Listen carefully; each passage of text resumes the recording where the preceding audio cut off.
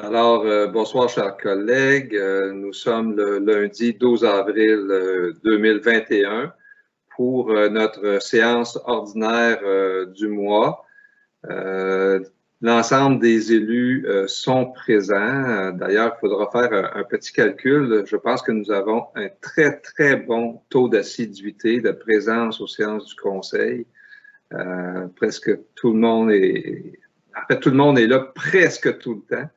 On fait un petit calcul. Alors, merci d'être là à nouveau. Je salue également les citoyens et citoyennes qui entendent cet enregistrement. On est content de savoir que vous êtes quand même là, même si vous ne pouvez pas y être en personne, que vous suivez des affaires municipales, des affaires de votre municipalité et du conseil. Alors, bonsoir à tous. Nous avons tous reçu dans les délais un projet d'ordre du jour. Je ne sais pas, Monsieur le directeur général, qui est également avec nous ce soir, évidemment, comme d'habitude. Je ne pense pas qu'il y ait de changement à l'ordre du jour. Non. Donc, si vous êtes d'accord, j'accepterai une proposition pour adopter cet ordre du jour. Je propose l'adoption de cet ordre du jour. Merci. C'était Julie Lamontagne. Peut-être mentionner simplement que nous sommes à l'étude de certains dossiers de demande d'autorisation d'usage conditionnel pour des résidences de tourisme. Certains des promoteurs s'attendent peut-être à ce que le Conseil prenne une décision ce soir, mais ce n'est pas à l'ordre du jour parce que nous avons besoin d'un peu plus de temps pour analyser certains éléments dans les dossiers qui ont été soumis. Donc, nous ne sommes donc pas en mesure de prendre une décision ce soir sur ces demandes d'autorisation d'usage conditionnel de résidence de tourisme. Évidemment, on est conscient que pour les gens, c'est important d'avoir une réponse le plus tôt possible. On espère bien être en mesure de traiter ces dossiers-là à la séance ordinaire du mois de mai, mais ça explique pourquoi ce n'est pas à l'ordre du jour ce soir. Monsieur le directeur général, je crois que nous avons reçu des questions ou commentaires de nos citoyens. J'ouvre donc la première période de questions et je vous invite à nous faire lecture des messages qui ont été adressés au conseil municipal. Parfait. Donc, juste en débutant, pour toutes les correspondances relatives au dossier de résidence de tourisme, le conseil en a été informé, mais comme ça va être traité au prochain conseil, on va seulement les lire la prochaine fois. Là, donc, ne vous inquiétez pas, même si vous m'avez écrit, vous serez poli ce soir, mais on a bien reçu vos préoccupations. Donc, je vais commencer avec une première lettre en lien avec le règlement 1190, donc la modification pour autoriser l'hébergement champêtre au pavillon de la Faune. Donc, ça se lit comme suit. D'abord, sachez que nous sommes conscients que cet audacieux projet de pavillon de la Faune comporte plusieurs effets positifs pour Stratford, création d'emplois, activités pour les touristes, meilleure visibilité pour Stratford et l'apport économique pour les commerces de la municipalité. Par contre, cet hébergement champêtre, bien que justifiable, apporte des interrogations et des craintes à cause d'éléments encore inconnus qui pourraient s'ajouter tout au long de la réalisation du projet. Voici nos interrogations et craintes. Y aura-t-il des quais, ce qui apporterait du bruit, du va-et-vient d'embarcation? Déjà, le quai municipal apporte beaucoup de circulation de bateaux et motomarines dans cette zone. Y aura-t-il un bar-terrasse éventuellement, ce qui signifie des heures d'ouverture tardives, de la musique, du dérangement? De plus, les riverains installés à faible distance du pavillon de la Faune ne s'attendaient pas à voir arriver un tel projet de développement, près de chez eux, et cette acceptation aurait lieu sans qu'ils puissent intervenir de façon directe avec le conseil municipal devant les conséquences qui peuvent détériorer la qualité de vie actuelle du voisinage du pavillon, nous pensons que la municipalité devrait consulter la population concernée sur la modification réglementaire qui permet au projet de voir le jour. Merci de l'attention que vous portez à nos préoccupations. Signé Claire Picard et Luce Picard. On va traiter ce sujet-là un petit peu plus loin dans l'ordre du jour, mais j'aurais le goût de tout de suite mentionner que, bien sûr, si le conseil municipal souhaite poursuivre sa démarche dans ce dossier-là, il y aura consultation en bonne et due forme, et particulièrement des personnes qui vivent à proximité de la zone REC2. Ce qui nous amène à une deuxième lettre citoyenne au sujet du pavillon de la faune. Nous avons pris connaissance de l'avis public cité en rubrique et tel qu'indiqué, nous faisons parvenir nos questions. Nous devons vous dire comme prémisse que nous ne sommes pas favorables au changement proposé en zonage permettant l'hébergement champêtre de maximum 10 chambres au pavillon de la faune. À notre avis, cela rendrait difficile la cohabitation harmonieuse avec les résidents du voisinage de par l'achalandage que cela peut générer dans notre milieu.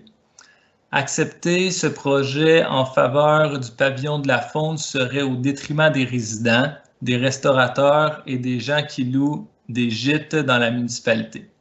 De plus, advenant les cas où l'on devrait abattre des arbres et où les plaisanciers pourraient s'amarrer au quai du pavillon, cela aurait aussi un impact sur l'érosion de nos berges.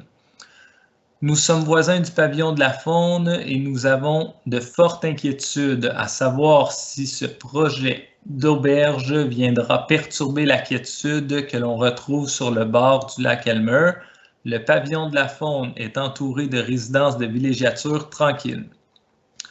Un fait à noter est que l'on observe dans d'autres municipalités autour du lac Elmer et ailleurs des lieux d'hébergement champêtre près des villages ou éloignés des résidences de villégiature comme à Disraeli avec l'auberge La Chanterelle, la Source au lac Saint-François ou encore lac Mégantic et au lac William. Les emplacements de ces sites touristiques ne nuisent pas aux maisons, chalets de résidence car ils sont toujours éloignés de ceux-ci, une distance respectable. Par contre, avec ce projet-ci, il y a une réelle contrainte de proximité avec les résidences de villégiature voisines. De plus, pour nous, les résidents près du pavillon, on imagine dans le gros de la saison estivale et hivernale ou possiblement 10 chambres, malgré que le projet en présente 5, seraient louées en occupation double, entre 2 et 4 personnes par chambre, pour un total de 20 à 40 personnes. L'hiver, les motoneiges pourraient perturber notre quiétude et l'été, les touristes pourraient faire de même sur le bord du lac. Ça fait beaucoup de monde et possiblement du bruit et des activités régulières affectant les habitations de villégiature et l'érosion des berges aux alentours. Il est d'autant plus difficile de supporter ce projet car l'auberge de la Chanterelle à Disraeli est à seulement 10 minutes de voiture de l'emplacement du pavillon de la faune. À notre avis, les différentes auberges et gîtes offerts dans la municipalité autour du lac Elmer répondent bien aux besoins de quiétude des résidents, de protection du lac et de potentiel touristique.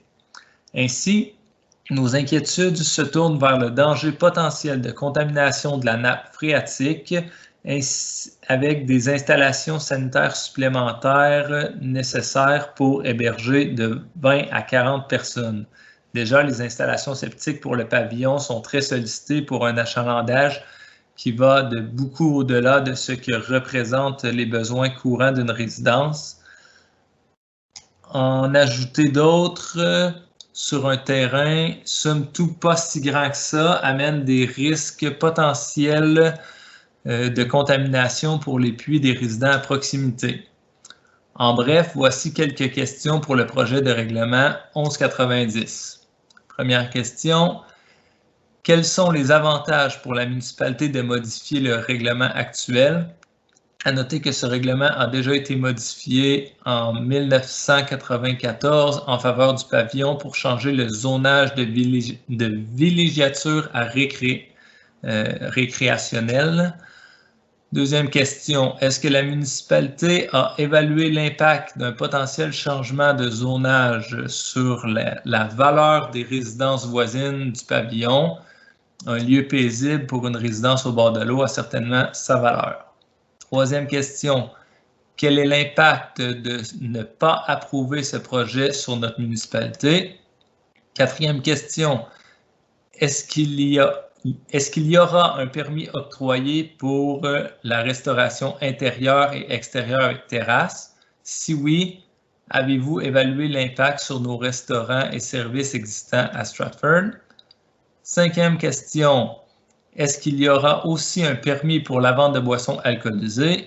Sixième question, quelles seraient les heures d'affaires de ce restaurant-terrasse?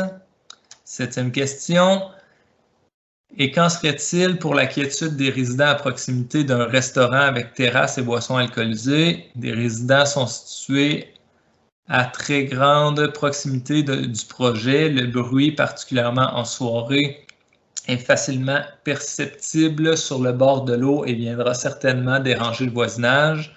Huitième question, y aura-t-il des quais pour amarrer les bateaux de plaisance pour les locataires des chambres et pour la clientèle de la terrasse? Si oui, cela augmentera le potentiel d'érosion des berges avec l'achalandage de plusieurs embarcations par les vagues qui seraient générées. Neuvième question, combien d'arbres seront abattus pour construire ce gros immeuble de 2 étages qui donnera une vue directe sur nos terrains? Dixième question, y aura-t-il une utilisation intensive de la plage par les touristes? À noter que la plage du pavillon est petite.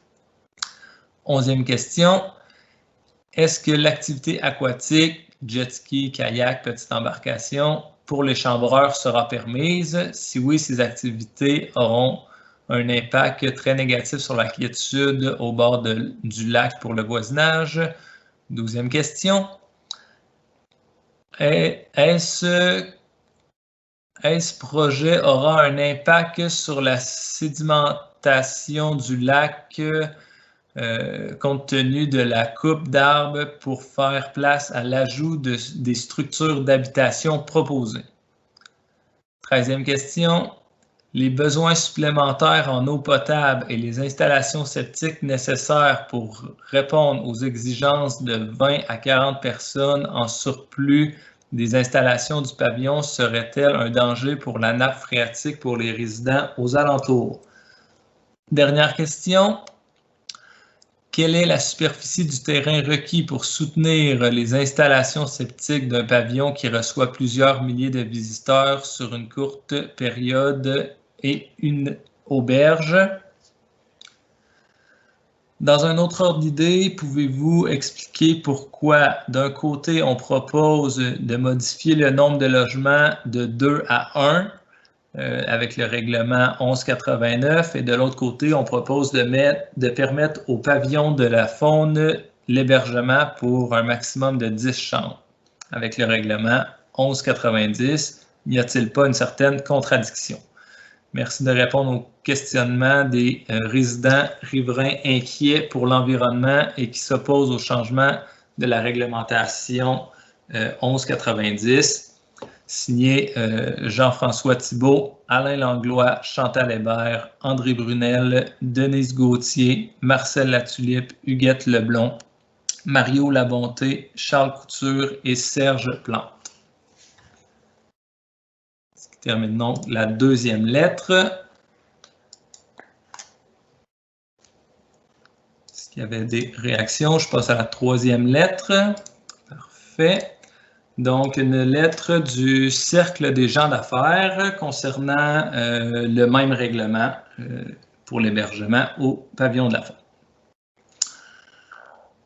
Le Cercle des gens d'affaires, à la dernière réunion de son conseil d'administration, a discuté du projet de règlement numéro 1190, modifiant le règlement de zonage numéro 1035 afin d'autoriser l'hébergement champêtre dans la zone REC-2. Nous souhaitons d'ores et déjà indiquer notre appui à ce projet de règlement dont l'avis de motion a été donné à votre réunion du 8 mars. Le pavillon de la faune a ouvert ses portes en 1994.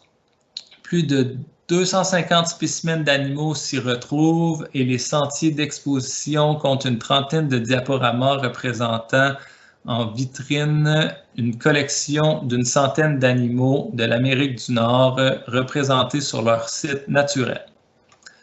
L'offre touristique comprend également une salle pouvant accueillir une cinquantaine de personnes pour un atelier ou un repas, une terrasse pour de la restauration pouvant aussi accueillir une cinquantaine de personnes, une boutique cadeau et un bateau de croisière. Le pavillon de la faune a accueilli plus de 20 000 visiteurs par année. En 2010, le Conseil de l'environnement et de la culture de Stratford, avec l'appui financier du ministre de la Culture, des Communications et de la Condition féminine, a mandaté le Musée de la nature et des sciences de Sherbrooke de réaliser l'inventaire et l'évaluation de la collection du pavillon et envisager son acquisition pour une exposition locale à Stratford. Cette démarche n'ayant pas été concluante, les propriétaires du pavillon de la faune, M. Jean-Luc Couture et Mme Noëlla Leclerc, ont interpellé le Cercle des gens d'affaires en 2015 pour envisager des solutions de relève possibles dans le but d'assurer la pérennité de leur attrait touristique développé au fil des années à Stratford. Le pavillon de la faune est un attrait majeur de l'offre touristique de la région et son rayonnement est très large. Le maintien et le développement de cet attrait à Stratford rencontrent les orientations du ministère du Tourisme et s'inscrit dans le cadre des plans de développement de tourisme mégantic et de tourisme canton de l'Est depuis plus de 25 ans. Or, le bilan touristique de la région fait ressortir un déficit quant à l'offre d'hébergement. Par ailleurs, suite aux démarches et analyses réalisées, le Cercle des gens d'affaires conclut qu'il faut développer une offre pour de l'hébergement et des activités à l'année afin d'assurer la viabilité à moyen terme. Dans le plan de développement Stratford 2030, il y a écrit dans l'orientation « Développer le potentiel touristique » que Stratford a des atouts qui lui permettent de renforcer sa vocation de destination récréo-touristique et que ce secteur d'activité peut devenir une source importante d'enrichissement collectif pour l'ensemble de la communauté et qu'il faut donc y investir. L'acquisition en 2020 par les propriétaires actuels prévoit la construction d'une auberge en hébergement champêtre de 10 chambres et moins, comme l'ajout à l'offre actuelle. Le plan d'affaires indique un hébergement haut de gamme et éco-responsable qui attirera certainement une clientèle qui sera à la recherche du calme et de la détente, tout en profitant d'un milieu naturel d'exception. Le défi relevé par ces deux entrepreneurs et leurs conjointes a d'ailleurs été souligné lors d'une rencontre virtuelle en compagnie d'Élisabeth Brière, députée fédérale de Sherbrooke et secrétaire parlementaire de la ministre Mélanie Joly, des membres de l'équipe de la SADC Région de Mégantic et de plusieurs partenaires du milieu la semaine dernière. On peut compter sur la créativité de ces personnes qui ont l'intention d'adapter la vocation de l'entreprise en misant sur l'importance de la biodiversité et sur la protection des espèces menacées. Le site touristique doit aussi diversifier ses revenus et faire en sorte d'enrichir l'expérience touristique sur notre territoire. Nous vous informons que nous interviendront favorablement lors de la séance de consultation publique sur ce projet de règlement après l'adoption du premier projet. Cordialement, Denise Blanchet, présidente du Cercle des gens d'affaires. Ce qui nous amène à la quatrième et dernière correspondance. Donc, le Cercle des gens d'affaires encore, mais pour un autre sujet, donc le service postal de Poste Canada. Le Cercle des gens d'affaires, à la dernière réunion de son conseil d'administration, a discuté de la nécessité de maintenir un service postal à Stratford. Le Cercle des gens d'affaires a été interpellé par la postière remplaçante qui est en processus pour obtenir le poste de postière. Or, cette dernière a l'obligation de fournir un local ainsi que les services Internet et téléphoniques moyennant une faible allocation de Poste Canada qui ne couvre actuellement pas les frais en cours. Par ailleurs, la localisation actuelle du bureau de poste est possiblement compromise compte tenu de la fermeture de l'entreprise Bois BDS. Nous souhaitons donc intervenir auprès du conseil municipal de Stratford pour que toutes les mesures possibles soient entreprises afin de maintenir le service postal à Stratford. Par ailleurs, les besoins reliés à ce service ont évolué, notamment la demande de plus en plus pressante d'un accès pour les personnes à mobilité réduite et une couverture plus large des heures d'ouverture.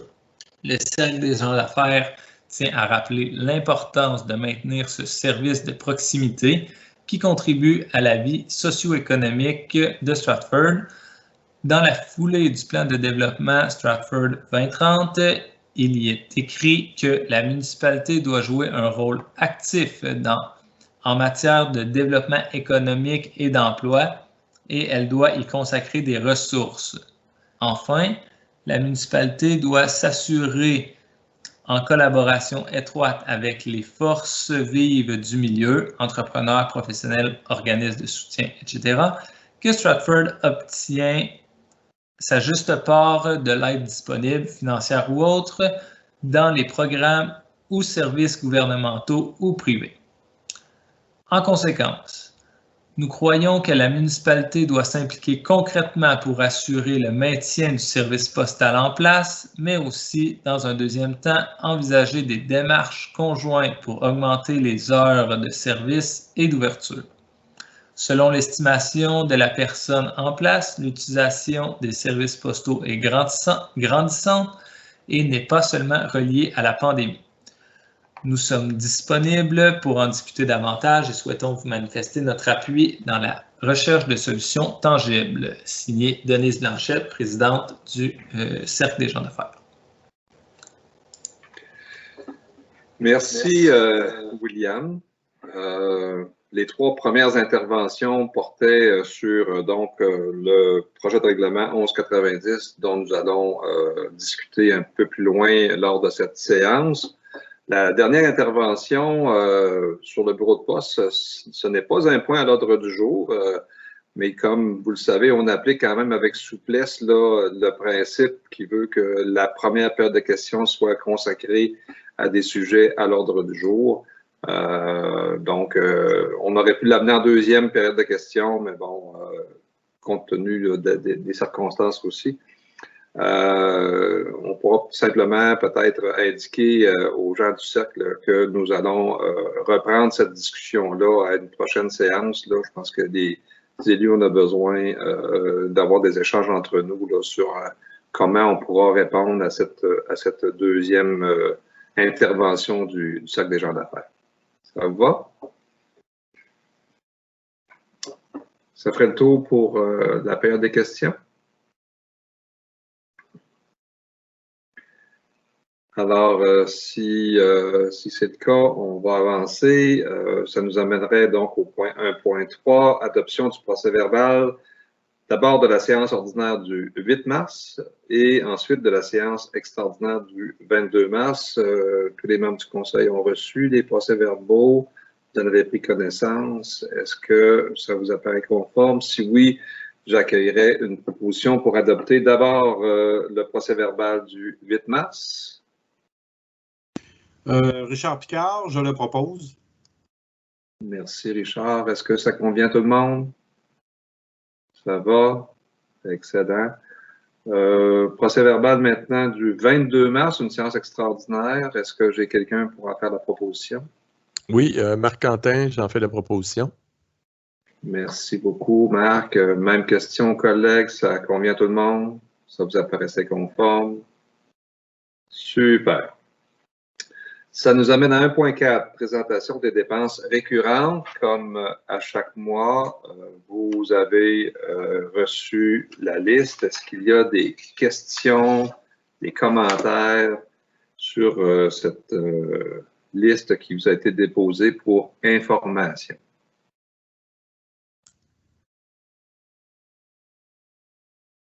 Ça va?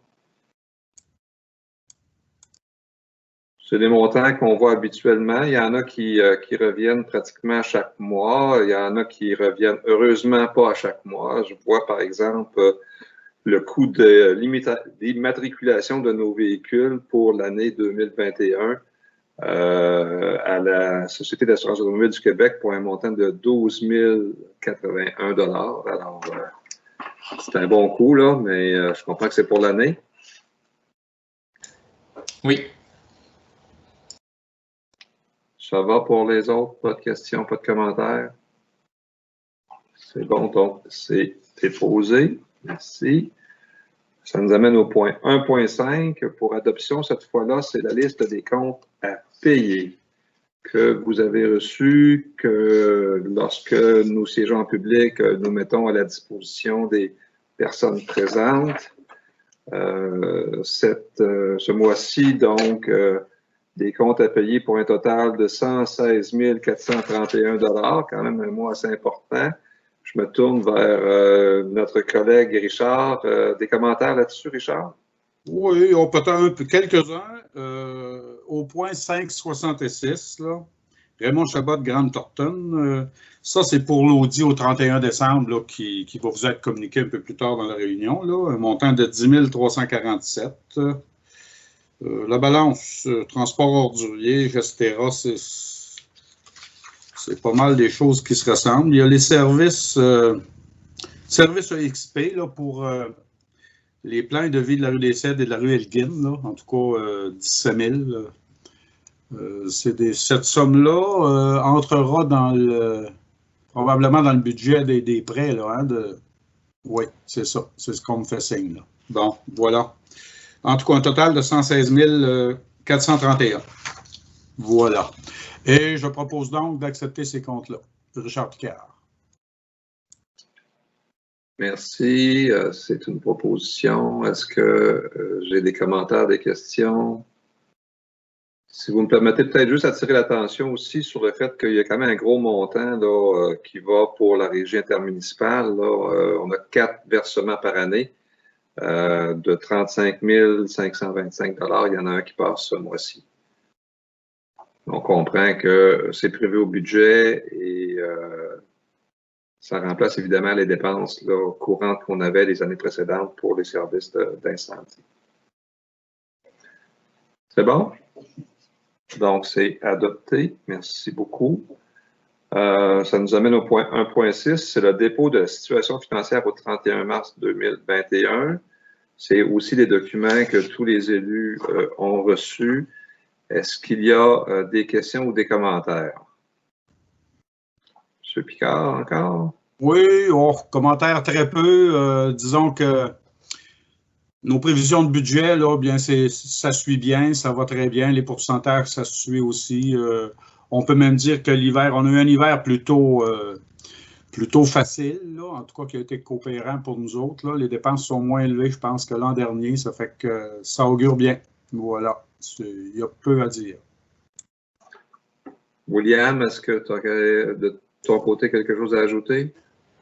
Non, il n'y a rien qui frappe là, quand on regarde les états financiers. Là, tout est sous contrôle. Puis comme Richard l'a mentionné, l'hiver a été clément avec nous. Excellent. On va le prendre. Donc, c'est déposé, c'est un point d'information. Ça nous amène au point 1.7, suivi des dossiers municipaux, une occasion pour les élus de partager de l'information sur différents dossiers qui ne sont pas nécessairement à l'ordre du jour. On commence habituellement par les infrastructures municipales. Je me tourne vers Gaétan. Oui, c'est pour dire que nos chemins municipaux vont être entretenus à la fin du mois d'avril parce que présentement, ce n'est pas encore assez dégelé pour passer la niveleuse et faire le chargement de gravier. Fait que faut attendre un peu que les conditions soient plus propices, puis ça va se faire aussitôt que les chemins vont être en bon état, prêts pour être nivelés. Ça serait à peu près tout là-dessus. Merci Gaétan. On a tous hâte, évidemment.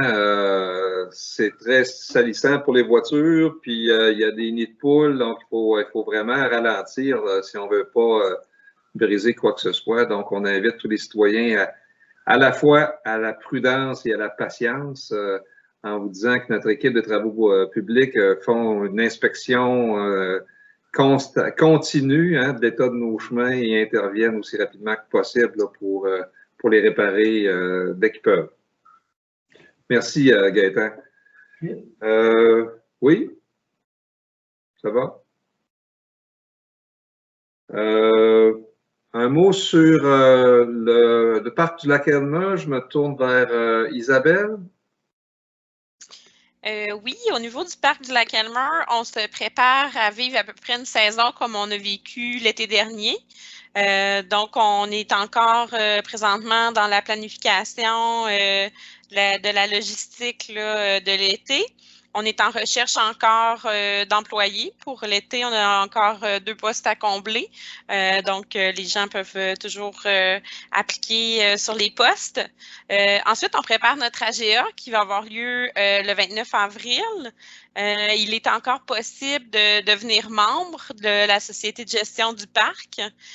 Donc, les gens qui souhaitent devenir membres peuvent se rendre sur notre site web parcdulacelmer.com où ils peuvent remplir là, le formulaire de membership. Puis à ce moment-là, ben, ils pourront participer à l'AGA. Puis s'ils sont intéressés, peut-être se joindre là, au conseil d'administration.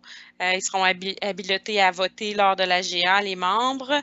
Donc, c'est un petit peu ça au niveau du parc.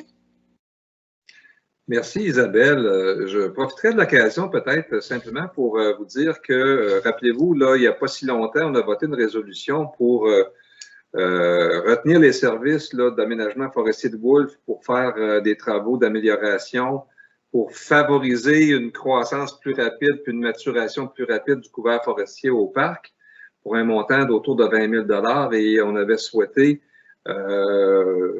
je dirais, solliciter le soutien de Desjardins pour financer ces travaux-là et ben, on a eu une réponse positive. Donc, je peux confirmer que c'est la 3e tranche de 20 000 là, que Desjardins s'était engagé à mettre à la disposition de projets à Stratford qui va effectivement servir à financer ces travaux-là qui vont avoir lieu plutôt à l'automne quand même. Mais on a eu la confirmation de Desjardins qu'ils acceptaient cette proposition-là. Ça va. Si vous avez des questions, des commentaires pour Isabelle, n'hésitez pas. Sinon, je me tournerai peut-être vers Marc pour un mot sur Promotion Stratford. Oui, ben en fait, si les gens ont suivi, on était en recrutement d'une nouvelle ressource humaine suite à l'annonce du départ de Christina Vincent. Donc, on a réussi à embaucher une nouvelle personne pour prendre la coordination du développement à Promotion Stratford en la personne de Cassia Baudry qui a déjà commencé. Là, il y a des dossiers là, qui se sont transférés avec Kristalina parce que Kristalina avait accepté quand même là, de faire tous ces transferts-là pour s'assurer qu'on ait un bon suivi. Évidemment, là, on l'a vu juste dans notre correspondance. Il y a des dossiers chauds qui sont suivis là, dans Stratford. Et puis, on est très content d'avoir pu recruter puis pourvoir ce poste-là assez rapidement. Donc, c'est ça, ça va nous permettre là, de faire avancer notre plan de développement puis les actions qui étaient prévues pour l'année. Voilà. Merci, Marc. Promotion Stratford qui est en train de peaufiner son rapport d'activité, son rapport financier pour l'exercice 2020. L'entente de gestion prévoit que ça doit être transmis au conseil municipal en avril.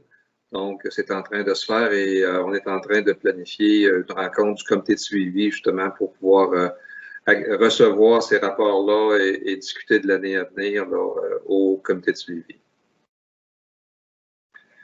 Ça va.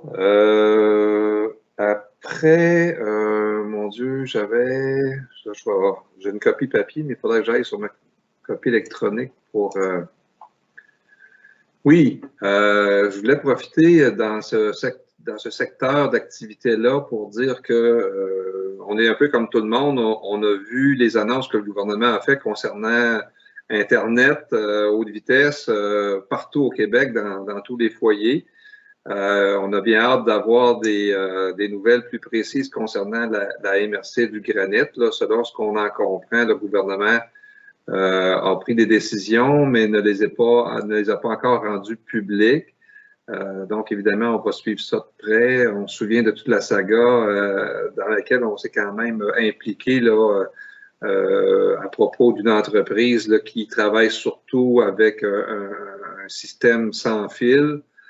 Qui, à notre avis, présente des inconvénients importants. Donc, on souhaite bien que ce ne soit pas le fournisseur qui a été retenu, mais selon les rumeurs, ce ne serait pas le cas. Ce serait une entreprise qui fonctionne avec des réseaux filaires. Donc, mais on n'a rien d'officiel, donc on a bien hâte et on est en contact, la municipalité, évidemment, là, étroit avec la coop. Parce que c'est des décisions qui risquent d'avoir des répercussions importantes là, pour la municipalité, pour les secteurs non desservis, mais aussi pour la coop, là, où on devra travailler, je pense, à ce qu'il y ait un modus vivendi, là, un fonctionnement satisfaisant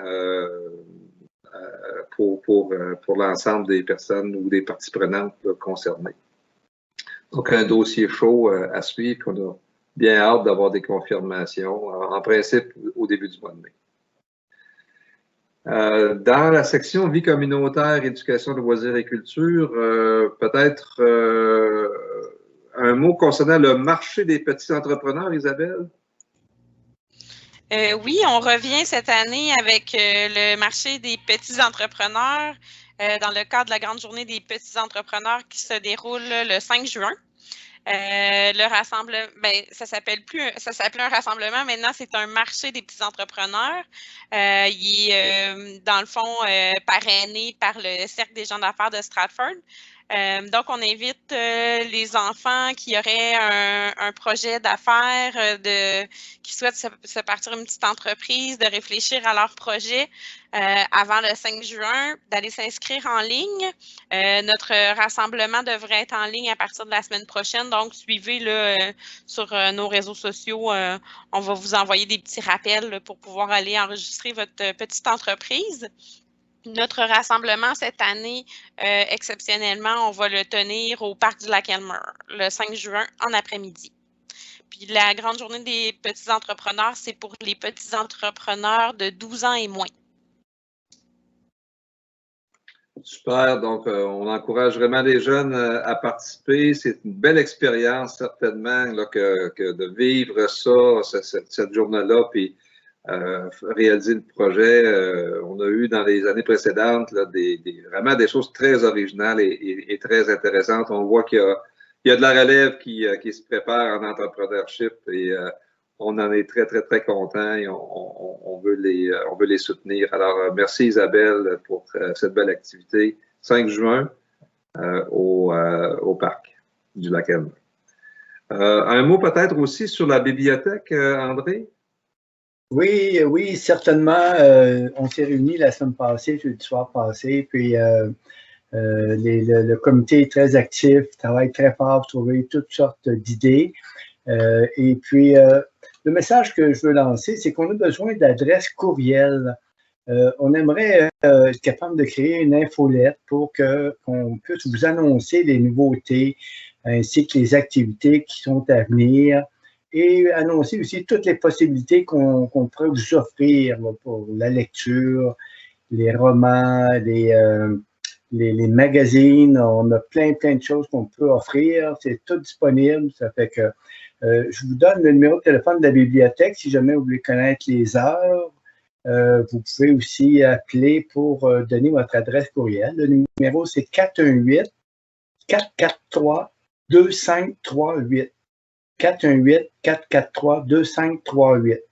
Ça fait que ça nous fera vraiment plaisir d'avoir votre adresse courriel et vous faire parvenir toutes les informations pertinentes à notre charmante bibliothèque.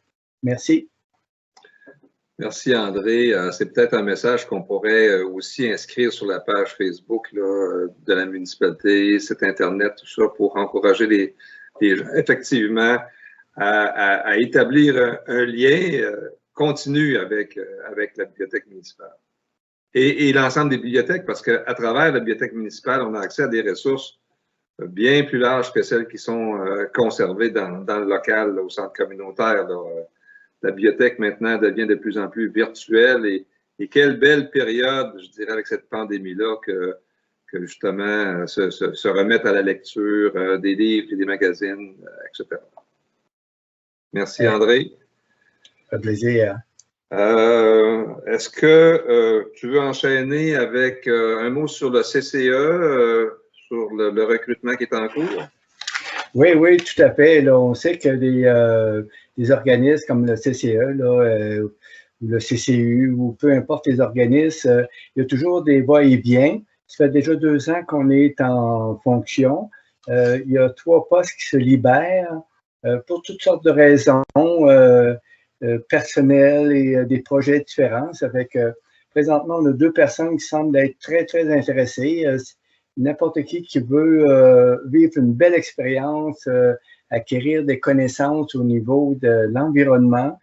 On n'a pas besoin d'avoir un bac ou une maîtrise en environnement. Là. On peut se présenter, puis on a le goût d'acquérir des connaissances. Bon, ben, on envoie une lettre d'intention, une lettre pour qu'est-ce qui me motive à vouloir faire partie d'un comité consultatif en environnement. Ça fait que toutes les personnes qui sont intéressées, on est là, les bras ouverts, on est prêt à vous accueillir, puis on va vous aider, on va vous encadrer. Ça fait que n'hésitez pas, ça va nous faire plaisir. Merci. Merci André. Puis on se rappelle qu'on essaie autant que possible d'avoir des gens là, qui vivent différentes situations, des gens qui sont en villégiature, oui, mais aussi des gens qui sont plus au village ou dans le secteur rural également. Donc, on souhaite avoir un CCE qui réunit des gens de ces différentes réalités-là de notre territoire. Oui, tout à fait. Tout à fait. C'est bon de le préciser. Merci. Je vais enchaîner, si tu permets, André, pour dire que il n'y a toujours pas eu de développement vraiment dans le dossier de la réouverture de la carrière de granit. J'imagine que le dossier est encore à l'étude. En ce qui concerne, on avait fait parvenir nos commentaires. On a reçu une réponse de la compagnie qui vient donner certaines précisions suite aux questions qu'on a soulevées. Je pense que c'est intéressant. On voit quand même un effort là, de leur part là, de bien expliquer leur projet et de répondre aux interrogations des citoyens et de la municipalité. Donc, évidemment, la décision ne nous appartient pas. Elle appartient au ministère des Ressources naturelles et dans le fond, nous, ce qu'on va souhaiter, évidemment, si le projet est accepté, si l'autorisation est donnée, ce qu'on va souhaiter, c'est de travailler en collaboration étroite avec l'entreprise. Puis je comprends que c'est aussi leur volonté ou leur ouverture à tout le moins là, de collaborer de façon positive avec la municipalité. Donc, je pense que ça pourrait certainement être une formule gagnant-gagnant de faire en sorte qu'on soit bien informé, on puisse informer nos citoyens aussi au fur et à mesure. Et en même temps, s'assurer que les mesures qui ont été annoncées seront bel et bien mises en place pour réduire les inconvénients qu'il pourrait y avoir si la carrière reprend ses activités. Donc, ça aussi, ce sera un dossier à suivre du côté de l'environnement. Du côté de la sécurité publique, toujours un petit rappel de vous inscrire à cette belle application, Isabelle. Oui, on invite les gens qui ne l'ont pas encore fait à aller s'inscrire sur l'application BCT qui vous permet de recevoir des alertes là, en cas de diverses problématiques, problématiques au niveau de l'eau potable, si on a une route qui est barrée ou quoi que ce soit, n'importe quel incident là, pour lesquels la municipalité voudrait vous communiquer rapidement. Là. Donc, ce serait important que vous alliez sur le site de BCT. Vous pouvez accéder là, par le site web de la municipalité. Vous créez un compte, c'est très simple. Vous pouvez sinon directement sur votre téléphone intelligent télécharger l'application BCT. On invite les gens qui ne l'ont pas encore fait là, à le faire. Donc, c'est facile à trouver hein, sur n'importe quel moteur de recherche, là, Google ou autre. Là, vous tapez BCITI, vous allez facilement tomber sur le site, puis là, vous avez le choix des différentes municipalités. Vous allez voir Stratford apparaître comme étant une des municipalités qui utilise cette application. Et vous allez vous inscrire. Alors, c'est facile et ça va tous nous aider en cas de besoin. Est-ce qu'il y a d'autres sujets que vous souhaitez partager dans ce point suivi des dossiers municipaux ou si ça fait le tour? Ça va? Excellent. Merci beaucoup. Ça nous amène à la section administration. Il y a toujours un point inscrit pour autoriser des dépenses de la part d'élus, mais il y en a pas souvent par les temps qui courent et je crois qu'il n'y en a pas non plus ce soir de demande d'autorisation de dépenses. Non. Il n'y en a pas. Sinon, point 2.2, il est question de l'achat d'une banque d'heures chez Infotech ou du renouvellement peut-être de la banque d'heures des services d'Infotech. William, je te laisse peut-être rappeler ce que cette firme nous donne comme service, etc. Exact. Donc, c'est la firme là, qui travaille avec nous pour tout notre logiciel comptable. Donc, c'est eux qui s'occupent de la formation. Ils viennent nous appuyer aussi avec leur expertise lors des périodes de taxation. Dès qu'on a besoin d'aide, une problématique avec le système, une question avec le système de comptabilité, c'est à eux qu'on se réfère. Donc, à chaque année environ, là, on achète une banque d'heures de 26 heures. Donc, il offre deux forfaits, là, un 13 heures et un 26 heures. Donc, c'est plus avantageux de prendre le 26 heures. Puis, il n'y a pas de date d'expiration sur la banque d'heures de toute façon. Donc, je vais lire la proposition. Considérant que la banque d'heures de 26 heures achetée en février 2020 a été utilisée en totalité, considérant que cette banque sera utilisée pour des besoins de formation du personnel, pour des services conseils et pour de l'assistance, notamment pour la préparation de la taxation, il est proposé par et résolu d'autoriser l'achat d'une nouvelle banque de 26 heures au coût de 1 960 $ plus taxes. Merci, William. Est-ce que j'ai quelqu'un pour en faire la proposition? Julie Lamontagne, j'en fais la proposition. Merci, Julie. Questions, commentaires? Donc, on voit que la banque précédente a duré un peu plus d'un an, de février 2020 jusqu'à avril 2021. Donc, ça donne un peu une idée là, du coût annuel de ces services-là. Par ailleurs, essentiel, hein, je pense qu'on ne pourrait vraiment pas s'en passer. Ça va pour tout le monde? C'est adopté? Merci beaucoup. Ça nous amène à la section 3 de notre ordre du jour qui porte sur les infrastructures municipales. À 3.1, le sujet, c'est le chlorure de calcium, choix du fournisseur. Alors, je me tourne à nouveau vers notre DG. Oui, donc comme à chaque année, on fait un appel d'offres sur invitation à des fournisseurs pour nous fournir du chlorure de calcium et de la pierre concassée, qui va être le prochain point. Donc, à ce niveau-là, on a invité 3 entreprises. 2 ont soumissionné. Cependant, là, il y a une des 2 soumissions qui n'était pas capable de nous garantir la qualité du produit demandé dans notre appel d'offres. Donc, on a dû la juger non conforme. Donc, je vais lire la résolution. Considérant la réception de 2 soumissions à la suite de l'appel d'offres sur invitation, considérant qu'après vérification, la soumission des entreprises Bourget Inc. n'est pas conforme, considérant que la soumission conforme la plus basse est celle de Transport Adrien Roy et Filles Inc., il est proposé par et résolu de retenir la soumission de Transport Adrien Roy et Filles Inc. au montant de 24 740,63 $ plus taxes pour l'achat et l'épandage de 76 125 litres de chlorure de calcium 35% sur une distance de 36,315 km.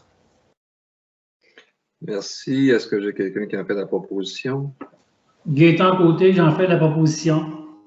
Merci, Gaétan. Peut-être que pour les gens qui nous écoutent, on comprend que c'est le même volume que l'année passée. Hein? On n'a pas changé les paramètres. Est-ce que le prix est très différent de celui de l'an dernier en termes d'impact budgétaire? Environ 3 000 $ de moins. Donc, c'est une économie à ce niveau-là. Mais c'est le même fournisseur. Ah, c'est des bonnes nouvelles, ça, que quelque chose coûte moins cher en 2021 qu'en 2020. Bravo. Ça va pour tout le monde? C'est adopté? Donc, comme ça a été mentionné, à 3.2, le sujet suivant, c'est le choix du fournisseur pour la pierre concassée. Exactement. Donc, comme à chaque année, à ce niveau-là, il y avait 5 soumissions qui ont été reçues sur 5 invitations. Donc, je vais lire la proposition. Considérant que le Conseil désire procéder comme chaque année à l'achat de 4 500 tonnes de pierres concassées, considérant la réception de 5 soumissions à la suite d'un appel d'offres sur invitation, considérant qu'après vérification, les 5 soumissions reçues sont conformes, considérant que la soumission la plus basse est celle d'Excavation Bolduc, il est proposé par et résolu de retenir la soumission d'Excavation Bolduc au montant de 62 640 $ plus taxes, de procéder à l'achat auprès de ce fournisseur de 4 500 tonnes de pierres concassées MG20-B modifiées, conditionnellement à la remise d'une analyse granulométrique et qualitative récente, moins d'1 an, conforme aux exigences du ministère du Transport du Québec. Merci, William. Est-ce que j'ai quelqu'un qui le propose? Julie Lamontagne, j'en fais la proposition. Merci, Julie. Questions, commentaires? Même petite question pour moi. Ça représente quel montant par rapport à l'an dernier? Le même que l'année dernière à quelques dollars près. Puis, c'est un fournisseur qui n'était pas le même que l'année dernière, mais qu'on a eu il y a environ 2 ou 3 ans. Donc, il y a une alternance entre nos deux fournisseurs de pierres concassées là, dans les dernières années. D'autres questions, commentaires? Sinon, je constate que c'est adopté. Ça va pour tout le monde. Merci beaucoup. Ça nous amène à 3.3, programme RIRL, modification de la date de fin de travaux. Donc, on parle ici de la réfection de la rue des Cèdres et de la rue Elgin. Je vais te laisser, William, situer un petit peu cette question-là et lire le projet de résolution. Oui, donc c'est un programme qui subventionne là, une partie des travaux de réfection des rues. Puis, à ce niveau-là, eux considèrent que le délai des travaux habituel est de 1 an. Mais là, on a eu une recommandation de notre ingénieur pour faire la deuxième couche de pavage à l'été suivant pour avoir une meilleure finition, une meilleure qualité de la rue. Donc, pour ce faire, il faut, par résolution, demander un délai, dans le fond, changer la date de fin de travaux auprès du programme de RIRL pour, dans le fond, l'été 2022. Donc, la résolution se lirait comme suit. Considérant que les modalités d'application 2018-2021 du programme RIRL prévoit que la municipalité a 12 mois pour réaliser les travaux à partir de la date figurant à la lettre d'annonce du ministre, soit ici le 30 juillet 2020. Considérant que les modalités d'application du programme prévoient aussi un mécanisme de prolongation du délai accordé si des contraintes empêchent la pleine réalisation des travaux, considérant que la demande de prolongation doit être accompagnée d'une résolution du conseil municipal, considérant que l'ingénieur responsable de la conception des plans et devis pour la rue des Cèdres et de la rue Elgin recommande que la deuxième couche de pavage soit effectuée à la fin de l'été 2022. Il est proposé par et résolu que la municipalité recommande une prolongation du programme RIRL jusqu'au 31 septembre 2022 afin de permettre un travail de qualité dans la réfection de la rue des Cèdres et de la rue Elgin. Donc, c'est une recommandation de l'ingénieur avec lequel on travaille. Est-ce que j'ai quelqu'un qui propose cette demande de report de fin de travaux? Gaétan Côté, j'en fais la proposition. Excellent, merci Gaétan. Pour les gens qui nous écoutent, là, je ne voudrais pas que personne soit inquiet. Là. Ça va être asphalté là, à la fin des travaux. Ça va être asphalté dès cet été. Vous ne passerez pas un an sur le gravier. Là. La première couche d'asphalte va être mise immédiatement cet été. La deuxième, ben, c'est toujours intéressant de voir s'il y a eu des effets de gel la première année. Le sol se replace un petit peu et donc la deuxième couche va pouvoir égaliser, donc faire, comme ça a été dit, une meilleure finition et probablement une meilleure durabilité également de la surface de roulement. Là. On me mentionne à l'oreille, là, en effet, c'est le 30 septembre et non pas le 31 septembre là, pour la fin. Oui, étant donné qu'il n'y a pas de 31 septembre hein, au calendrier. Bravo. C'est qui a vu ça? Là? C'est notre œil de lynx. C'est Richard. C'est Richard? C'est bon. Super. D'autres discussions là-dessus? Ça va pour tout le monde? C'est adopté? Oui, moi, c'était juste une question de savoir de temps. Oui. Là. On disait qu'il y avait 12 mois à partir là, du 30 juillet 2020. 12 mois, ça nous mettrait au 30 juillet 2000. Attends un petit peu là. C'est quoi les 12 mois? C'est parce que tu pars trop tard. C'est pas 12 mois après le début des travaux, c'est 12 mois après la confirmation de la subvention. OK, parfait.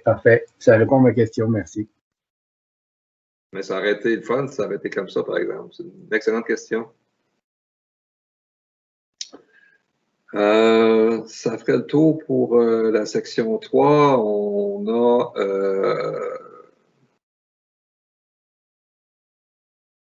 et là, j'ai une question qui me vient spontanément. Là. Pourquoi est-ce qu'on a mis l'adoption du plan d'action dans la gestion des ressources humaines et performances organisationnelles? Enfin, ça aurait pu être ailleurs aussi. J'avoue que ça n'a pas capté mon attention. Mais ce n'est pas vraiment un enjeu de ressources humaines ou de performance organisationnelle. C'est simplement pour dire que suite à l'adoption du plan de développement Stratford 2030, on s'était engagé envers nous-mêmes, mais envers les citoyens aussi, à produire un plan d'action annuel. On y a travaillé longuement. C'était notre premier. Il faut un peu se faire la main. Mais finalement, on y est arrivé à élaborer ce plan d'action pour l'exercice 2020-2021. L'année de référence qu'on a choisi d'utiliser pour ce plan d'action annuel, c'est de septembre à septembre, plutôt que de décembre à décembre comme l'année financière, parce qu'on pense que c'est une meilleure période de planification et de bilan aussi. Donc, le plan qu'on adopte ce soir, il nous amène jusqu'à la fin août 2021. Donc, on peut considérer qu'il y en a pratiquement la moitié déjà de réalisé. Et on en tiendra compte, bien sûr, quand on fera le bilan de cette première année de plan de développement là, au mois d'août qui s'en vient. Alors, cette mise en contexte étant faite, on a un projet de résolution que je vais demander à William de nous lire. Considérant l'adoption du plan de développement Stratford 2030, Ensemble en action, par le Conseil municipal du 1er juin 2020, considérant que le plan de développement doit faire l'objet d'une reddition de compte annuelle qui permette d'en mesurer l'avancement, il est proposé par et résolu que la municipalité du canton de Stratford adopte le plan d'action 2020-2021 en lien avec le plan de développement Stratford 2030 tel que déposé au Conseil. Quelqu'un en fait la proposition? Isabelle Couture, j'en fais la proposition. Merci Isabelle. Est-ce qu'il y a des commentaires? J'imagine que les questions, ça va. On en a parlé quand même longuement. Là, c'est le résultat de tous nos échanges en séance de travail. Mais s'il y a des commentaires que vous souhaitez partager à ce moment-ci, vous êtes les bienvenus. Ça va. Peut-être qu'on pourra se prendre une note, peut-être pour revenir à notre prochain comité d'orientation pour regarder la diffusion qu'on devrait faire, à qui on l'envoie, peut-être nos principaux partenaires certainement, et peut-être aussi sur nos réseaux sociaux, site web, page Facebook pour tous ceux et celles que ça pourrait intéresser. Donc, on se prend une petite note pour lundi prochain, William? Oui. C'est bon. On n'avait pas de sujet d'inscrit pour la section 5, services de proximité, développement, tourisme. Au point 6, section 6, communication et participation citoyenne. À 6.1, il y a un sujet d'inscrit à l'ordre du jour qui s'intitule Élections municipales 2021. Évidemment, ça s'en vient. Nomination du président et de la secrétaire d'élection. Donc, chaque conseil municipal doit désigner à ce moment-ci la personne qui va agir comme président d'élection et comme secrétaire d'élection. On va vous lire le projet de résolution, mais on comprend bien que dans la plupart des municipalités, ce sont des rôles qui sont déjà prévus dans les descriptions de fonctions. Donc, à Stratford, le directeur général, et c'est vrai dans le passé également, le DG est aussi président d'élection et son adjointe est également secrétaire d'élection. C'est déjà un peu convenu comme ça, mais il faut quand même poser le geste formellement de procéder à cette nomination pour, j'imagine, répondre aux exigences du directeur général des élections, je suppose. En effet. Donc, considérant qu'il y aura des élections municipales en novembre 2021, considérant que la municipalité doit nommer un président d'élection et un secrétaire d'élection, il est proposé par et résolu de nommer M. William Leclerc-Bellavance comme président d'élection pour les élections municipales de 2021, de nommer Mme Sophie Maheu comme secrétaire d'élection pour les élections municipales de 2021. Quelqu'un le propose? Oui, je le propose, André Terrien. Merci, André. Donc, j'imagine que, bon, il va y avoir des consignes, il y a de la formation qui s'en vient, etc., là, pour, oui, effectivement. On a déjà commencé à recevoir les courriels pour les étapes à faire, la mise à jour des listes électorales, puis tout ce qui s'en vient là, avec une élection. Excellent. D'autres questions ou commentaires là-dessus? Ou si je constate que la proposition est adoptée? Ça va pour tout le monde? Merci beaucoup. Ça nous amène à la section 7, vie communautaire, éducation, loisirs et culture, avec le premier point, 7.1, plan d'aménagement des terrains au cœur du village, choix de la firme d'urbanisme. Donc, là-dessus, j'ai quasiment envie, parce que le projet de résolution est assez explicite, d'abord inviter notre DG à en faire lecture, puis ensuite, on pourra, s'il y a eu, on pourra commenter. Parfait.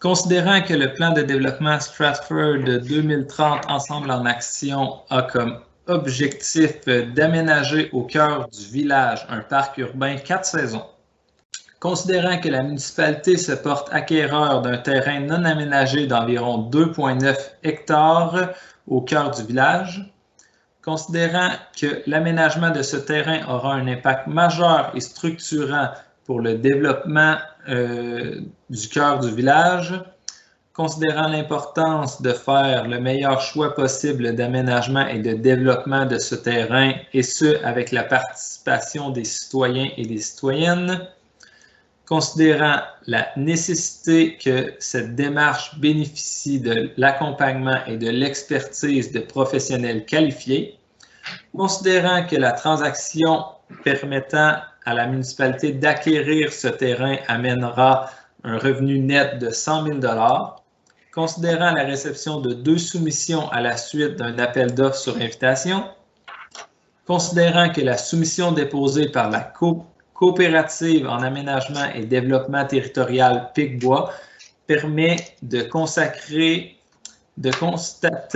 que cette organisation regroupe l'ensemble des expertises recherchées, considérant que la coopérative Picbois offre une planification détaillée du processus de conception incluant une consultation citoyenne ainsi qu'une estimation globale des honoraires et autres frais demandés, il est proposé par et résolu de retenir les services de la coopérative en aménagement et développement territorial Picbois pour la conception du plan d'aménagement du terrain nouvellement acquis par la municipalité au cœur du village pour un montant de 19 140 $ plus taxes, de financer le montant en même le surplus accumulé.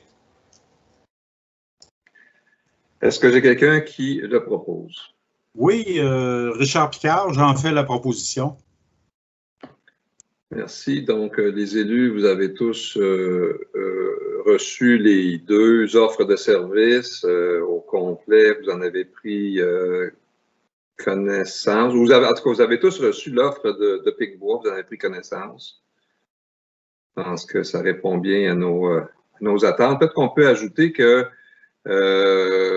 Picbois sont déjà présents sur le territoire de Stratford puisqu'ils ont également commencé à travailler avec la Société de gestion du parc du Lac-Elmer.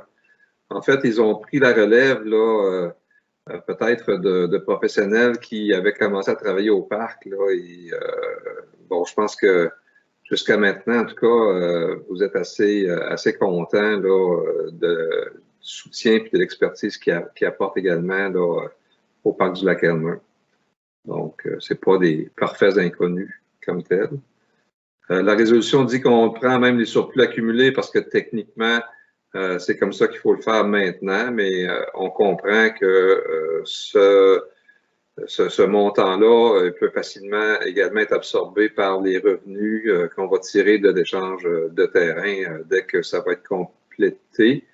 Une opération qui devrait se faire bientôt parce que là, les papiers sont en train de se faire valider de part et d'autre. On a reçu tout ce qu'on souhaitait, tout ce qu'on avait besoin d'avoir de la part des propriétaires actuels. Donc, c'est quelque chose qu'on va pouvoir compléter, j'imagine, dans les toutes prochaines semaines. D'autres commentaires que les miens là-dessus? Ça va pour tout le monde. Je vois à l'écran des signes des pouces en l'air. C'est bon. On a hâte de travailler avec eux.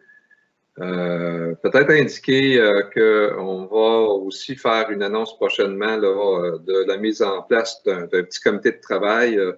On souhaite que Picbois ne soit pas en contact uniquement avec des membres du conseil municipal parce qu'on n'a pas le monopole des bonnes idées.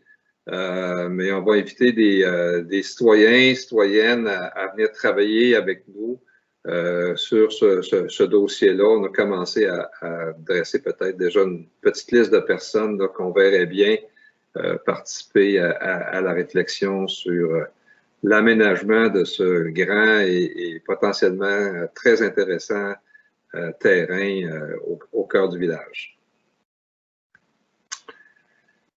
Ça va? S'il n'y a pas d'autres commentaires, ça nous amènerait à 7.2, semaine du bénévolat. Donc, semaine du bénévolat qui est toujours en avril à chaque année. Mais bon, pandémie oblige. Encore une fois, c'est impossible de faire notre habituelle soirée reconnaissance, remise de prix. Donc, on a pensé opter pour une approche assez comparable à celle de l'an dernier qui, malgré tout, je pense, avait quand même été appréciée de nos bénévoles. Et c'est ce qui est important pour nous aussi de poser un geste concret pour les remercier, malgré les contraintes des consignes actuelles. Alors, peut-être, William, nous lire le projet de résolution? Oui.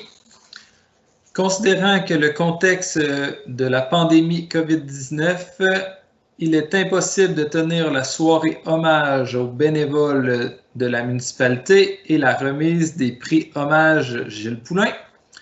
Considérant les parutions qui seront faites dans l'Écho, le Cantonnier et le Stratford Info pour souligner la contribution exceptionnelle des bénévoles de Stratford. Considérant que le Conseil souhaite aussi marquer cette contribution de façon tangible, il est proposé par et résolu de remettre à chaque bénévole de Stratford un certificat cadeau de 20 $ échangeable dans un commerce ou service de la municipalité pour un montant maximal de 2 500 $. J'ai besoin de quelqu'un, mais je me doute bien qui pourrait faire cette proposition. Isabelle Couture, j'en fais la proposition. Merci, Isabelle, et merci de t'en occuper également. Est-ce que j'ai des commentaires, des questions de la part des autres membres du Conseil? Tout le monde appuie. C'est adopté à l'unanimité aussi. Merci beaucoup. Un point d'information à 7.3 concernant la distribution des arbres qu'on n'a pas pu faire l'an dernier, mais qui va pouvoir avoir lieu cette année, n'est-ce pas? Oui, en effet, on a eu la confirmation. On n'a pas encore le nombre d'arbres qu'on va recevoir. C'est de l'information qu'on va recevoir au début mai, mais on sait qu'on va recevoir les arbres dans la semaine du 17 mai. Donc, on voudrait organiser une distribution d'arbres samedi, le 22 mai, en avant-midi.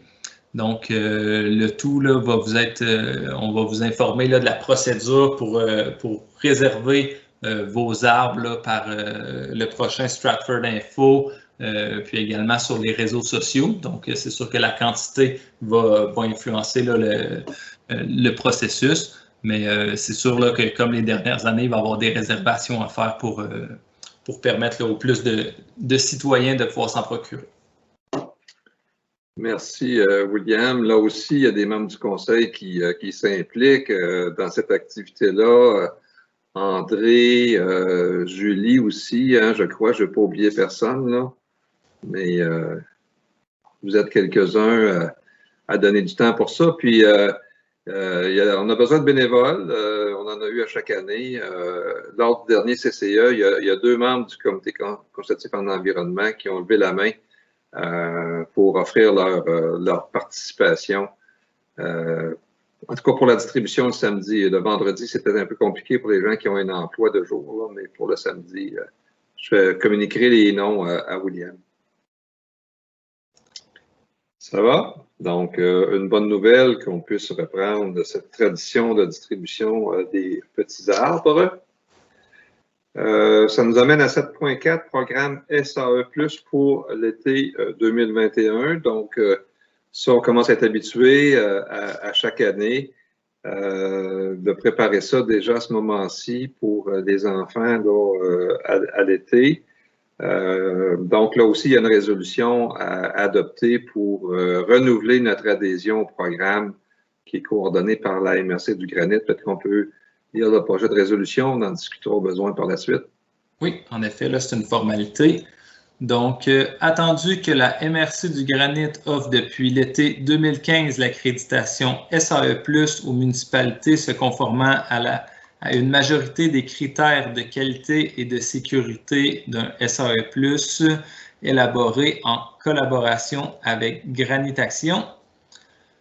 Attendu que ces critères de base visent à assurer la qualité au niveau de l'animation des enfants, de l'encadrement, de la sécurité et de l'aménagement des locaux. Attendu que dans le cadre de cette accréditation, il est prévu de l'accompagnement hebdomadaire et un encadrement dont pourra profiter l'équipe d'animation embauchée par le comité des loisirs de Stratford.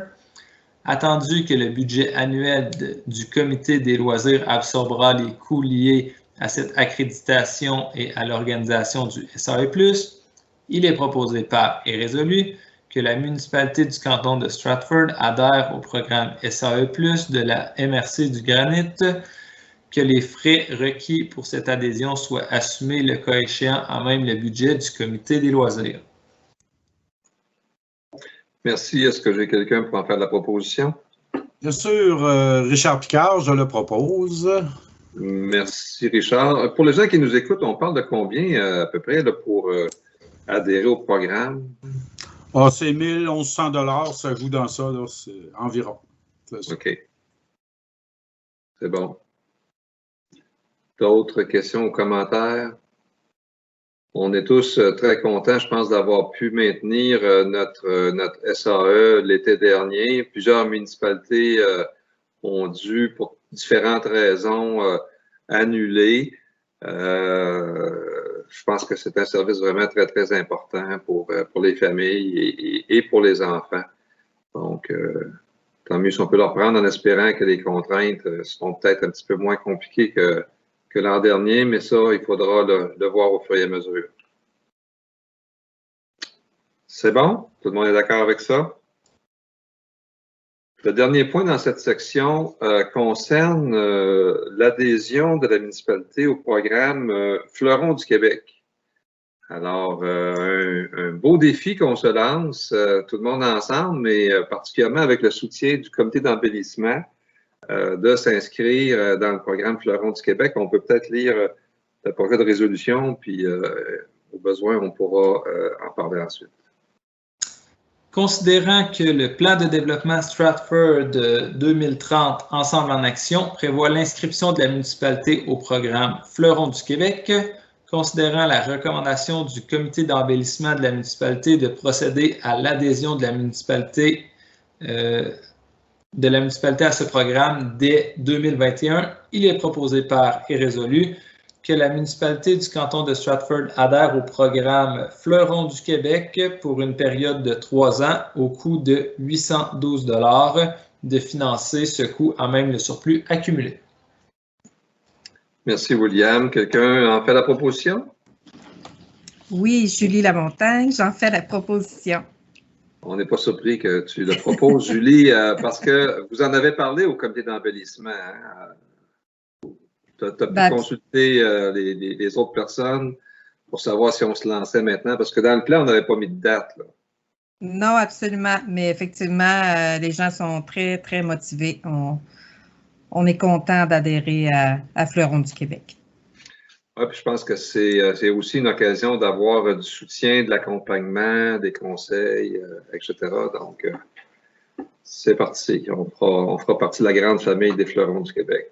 On est bien content. Après avoir été quand même une municipalité qui avait obtenu des reconnaissances importantes, là, certaines années, il y a une plaque dans la salle à l'étage, dans la salle du communautaire où Stratford était finissante régionale, sinon nationale, je ne me souviens plus par cœur, là, mais ça avait été une belle réussite à l'époque. Donc, Stratford is back. Merci, Julie. Pas d'autres questions, commentaires là-dessus? On est tous contents de voir que le comité embarque comme ça. Bravo. Est-ce que ça vaudrait la peine, juste avant qu'on passe à l'autre point, est-ce que ça vaudrait la peine de nommer les autres? Pour ceux qui nous écoutent, là, comité embellissement, c'est peut-être pas si connu que ça. Quelles sont les personnes avec toi, Julie? Ben absolument. Il y a Clémence Marcotte, Nicole Lamontagne et Camille Pouliot. Bon, ben, bravo à toutes les trois. Super. Ça nous amène au point finances, budget et taxation. Le premier sujet à 8.1, c'est l'adoption des états financiers audités pour l'exercice se terminant le 31 décembre 2020. Donc, comme chaque année, la firme d'auditeurs externes, cette année, donc encore une fois, Raymond Chabot, Grant Thornton, sont venus à la municipalité. En fait, ils ne sont pas venus physiquement, ils sont venus virtuellement faire l'audit des livres comptables de la municipalité. On leur a fourni plusieurs dizaines de documents. William, tu me disais... 150 environ, oui.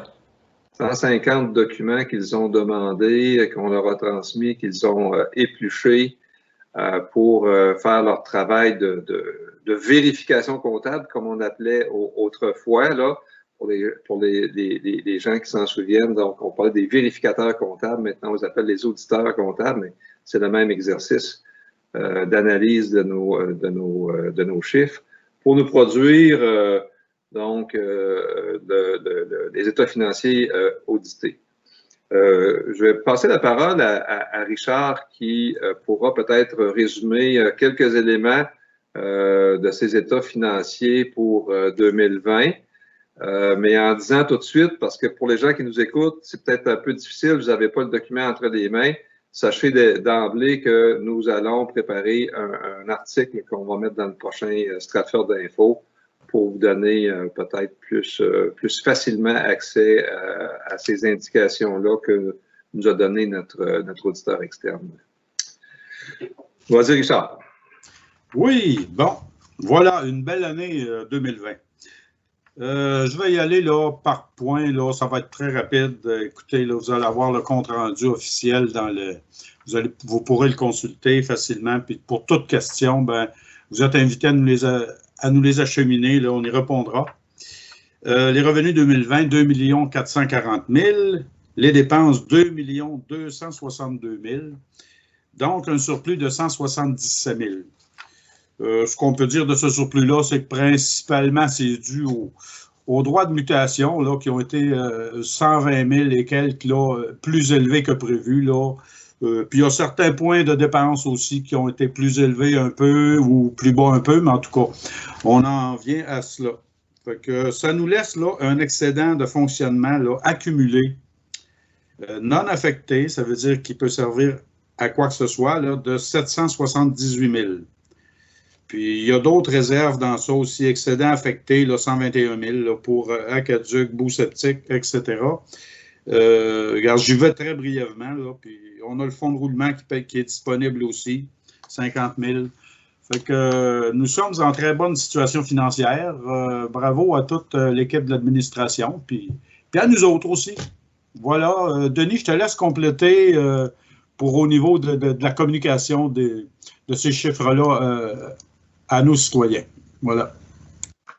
Ben, on pourra effectivement les reprendre dans l'article dont je parlais tantôt, mais disons qu'il n'y a pas eu de surprise là, à la réception de ce rapport de Raymond Chabot. Nous avions déjà fermé l'année en quelque sorte et ils n'ont pas fait de modifications significatives là, dans les affectations comptables. Donc, le résultat, c'est à peu près celui auquel on s'attendait. Donc, un surplus en 2020 de 170 000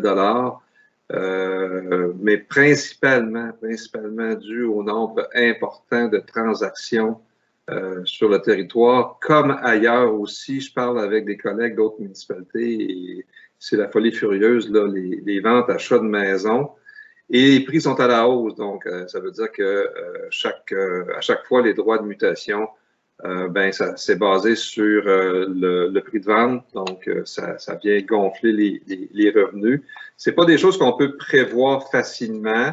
On a tendance à budgéter les droits de mutation de façon plutôt conservatrice qu'autre chose. On aime mieux avoir des bonnes surprises que des mauvaises surprises. On savait que cette année 2020 avait été importante au niveau des droits de mutation et c'est ce que confirme l'auditeur externe. Donc, effectivement, sinon, ben, il n'y a pas eu d'autres surprises. Puis, c'est un rapport sans réserve. Il n'y a pas de réserve là, sur la valeur, je dirais, ou la qualité du travail qui était fait du côté de la comptabilité de la municipalité. Ils n'ont vraiment rien trouvé qui sortait de la normale. Ils nous font une petite suggestion pour reviser notre politique d'immobilisation ou de comptabilisation des immos. Et c'est un point qui va venir tout de suite après. Parce qu'on trouve que ça a bien d'allure, puis on va tout de suite mettre en application cette recommandation de Raymond Chabot. Sinon, Richard, est-ce que je comprends que tu fais la proposition que le Conseil adopte ces états financiers audités? Oui, je le propose. Il y avait un texte là. Oui, on va peut-être lire la résolution, William. Oui. Considérant que l'auditeur externe de la municipalité, la firme Raymond Chabot Granterton, a déposé les rapports financiers pour l'exercice se terminant le 31 décembre 2020, considérant que toutes les explications ont été fournies à la satisfaction des membres du Conseil, il est proposé par et résolu d'accepter les rapports financiers 2020 préparés par la firme Raymond Chabot Granterton, de donner suite aux commentaires exprimés par l'auditeur au regard des bonnes pratiques à implanter, notamment au niveau de la politique de capitalisation. Donc, j'ai un proposeur avec Richard. C'est Est-ce qu'il y a des questions, des commentaires? Peut-être pour les gens qui nous écoutent, quand même signaler qu'en séance de travail, tous les élus ont pu rencontrer virtuellement M. Dorval, là, qui est le responsable de l'exercice toujours de vérification, en tout cas d'audit externe. Et donc, on a pu avoir toutes ces explications, lui poser toutes les questions qu'on voulait à ce moment-là. Ça va? C'est adopté. Merci beaucoup. Et on va revenir à 8.4 sur la politique de capitalisation. Entre-temps, une résolution pour finaliser là, ce qui avait été quand même prévu dans le budget, à savoir une contribution financière de notre municipalité, comme les 5 autres municipalités du Lac-Elmer, pour le fonctionnement de la table de concertation intermunicipale du Lac-Elmer. Donc, je vais laisser William faire la lecture du projet de résolution. Oui, exactement. Donc, encore une fois, c'est une formalité qui avait déjà été budgétée.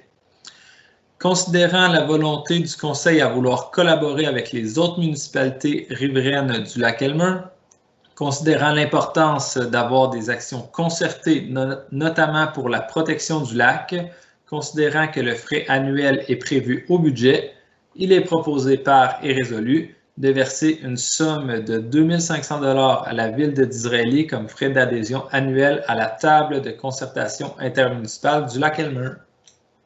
Quelqu'un le propose? Oui. Oui, André Terrien, je le propose. Merci. Dans le fond, on adopte une résolution parce qu'il n'y a pas vraiment de facturation là, qui provient de la ville. C'est vraiment une contribution volontaire qu'on fait. Les 4 autres municipalités ont posé le même geste. Je pense qu'on est la dernière à verser notre 2500 là, dans les coffres. Et pourquoi la ville de Disraeli? Tout simplement parce qu'ils ont accepté de faire la comptabilité de la table. Ce n'est pas un organisme légalement constitué. Alors, on s'est un peu partagé le travail.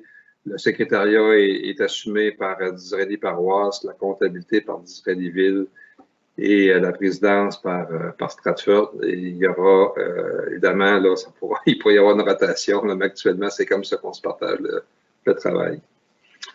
Ça va pour tout le monde? On l'avait prévu au budget, c'est bon. Le point suivant, on parle d'un montant beaucoup plus important. Ça fait quelques fois qu'on parle de la réfection de la rue des Cèdres et de la rue Elgin. Évidemment, ça passe par un règlement d'emprunt pour financer ces travaux-là, parce que même s'ils sont financés quand même pour une très, très grande partie, il faut quand même emprunter la totalité de la somme puisque la subvention va nous être versée par tranche annuelle sur une période de 20 ans. Donc, c'est pas un montant global que le gouvernement du Québec nous donne, je sais pas moi, à la fin des travaux, mais c'est une contribution annuelle. C'est comme ça que ça fonctionne là, pour la voirie municipale. Alors, il faut adopter un règlement d'emprunt. L'avis de motion a été donné à une séance précédente. Et là, ce soir, il est question d'adopter ce règlement 1191. Je vais laisser notre DG en faire lecture.